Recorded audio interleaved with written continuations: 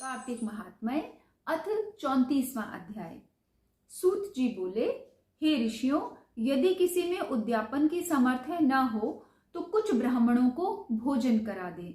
ब्राह्मण ना मिले तो गौ या पीपल अथवा वट वृक्ष का पूजन करे, क्योंकि पीपल विष्णु का तथा वट शिव जी का रूप है। इसी प्रकार पलाश ब्रह्मा का रूप माना जाता है।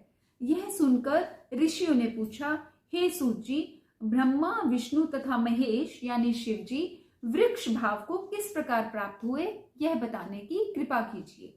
तब सूत जी ने कहा, हे ऋषियों, किसी समय शिव पार्वती एकांत में विराजमान थे कि उस समय देवताओं द्वारा भेजे गए अग्निदेव द्वारा उनके एकांतवास में विघ्न उपस्थित हुआ।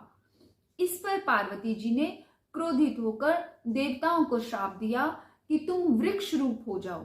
तब विष्णु गया में जाकर पीपल, शिव काशी में अक्षयवट तथा ब्रह्मा जी पलाश रूप हो गए। बस तभी से पीपल तथा वट वृक्ष का पूजन होता है। तब ऋषियों ने पूछा कि शनिवार को पीपल का पूजन होता है मगर रविवार को नहीं, इसका क्या कारण है?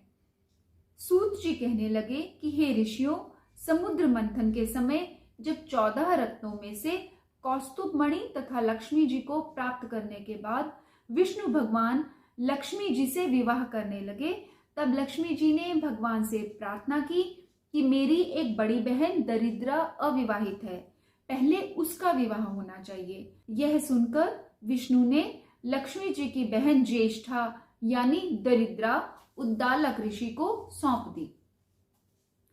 यद्यपि ज्येष्ठा का रंग काला, नेत्र लाल तथा बाल बिखरे होने के कारण वह कुरूपा थी, तथापि भगवान की आज्ञा मानकर उद्दालक ऋषि दरिद्रा को अपने आश्रम में ले गए।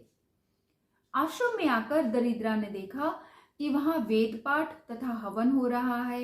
यह देख उसने मुनि से कहा कि मैं ऐसे स्थान में रहने के बजाय उस स्थान में रह सकती हूँ जहां चोरी, जारी तथा ब्राह्मणों का अपमान होता हो। उसकी यह बात सुनकर उद्दालक ऋषि अत्यंत दुखी हुए और उसे वहीं छोड़ यह कहकर चले गए कि मैं तुम्हारे लिए कोई उपयुक्त स्थान देख कर आता हूँ। ऋषि के जाने के बाद कुछ देर तक दरिद्रा ने उनकी प्रतीक्षा की। इसके बाद वह रोने और चिल्लाने लगी। तब लक्ष्मी जी ने भगवान से कहा कि हे भगवान, ऋषि द्वारा त्याग दिए जाने के कारण बहन दरिद्रा अत्यंत दुखी हो रही है, अतएव आप जाकर पहले उसे शांत कीजिए। तब विष्णु भगवान लक्ष्मी जी सहित वहां आकर कहने लगे कि तुम पीपल में निवास करो। पीपल हमारा ही अंश है। जो कोई कार्तिक सुदी पूर्णिमा को पीपल ज्येष्ठा का पूजन करेगा वह तुम्हें प्राप्त होगा और उसके यहाँ लक्ष्मी का वास होगा। जो शनिवार को सूत लपेट तुम्हारा पूजन करेगा उसके समस्त मनोरथ सिद्ध होंगे, परंतु रविवार को जो तुम्हारा स्पर्श भी करेगा वह दरिद्री हो जाएगा। इतना कहकर भगवान लक्ष्मी जी सहित अंतर्ध्यान हो गए। सूत जी कहते हैं कि जो कोई इस कथा को कहता अथवा सुनता है उसे प्रयागराज तथा बद्रिकाश्रम तीर्थ जैसा पुण्य फल प्राप्त होता है। इति 34वां अध्याय। ओम नमो भगवते वासुदेवाय।